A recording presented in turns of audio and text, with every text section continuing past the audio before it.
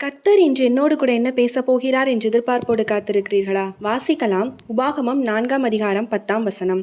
உன் ஆத்துமாவை ஜாக்கிரதையாக காத்துக்கொள். இந்த நாளில கர்த்தர் சொல்கிறது. ஏன்னா ஆத்துமா தேவன்கிட்டருந்து நம்மகிட்ட கிடைச்சது. அதாவது அவருடைய ஜீவாத்மாவால நம்மள என்ன பண்ணியிருக்காரு அப்படின்னா உருவாக்கியிருக்கார். ஸோ இந்த ஆத்துமா விலையேற பெற்றது. இந்த மாம்சத்துக்கு இணங்கி நம்ம சில பாவங்கள் செய்கிறனால ஆத்துமாவும் என்ன பண்ணுது அப்படின்னா கரைப்பட பண்ணுது.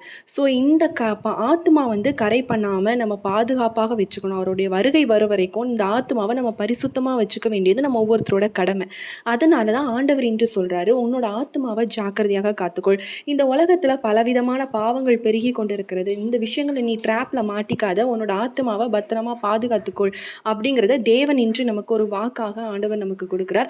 இந்த வார்த்தையை நீங்கள் நினைவு வச்சுக்கோங்க. எப்பொழுதெல்லாம் பாவம் செய்ய தூண்டுதோ அப்போல்லாம் நீங்கள் ஞாபகம் வச்சுக்கோங்க, ஆண்டவர் நம்மளுடைய ஆத்துமாவை பாதுகாப்பாக வச்சுக்கணும்னு சொல்லியிருக்கிறார் அப்படிங்கிற ஞாபகம் வச்சுக்கோங்க.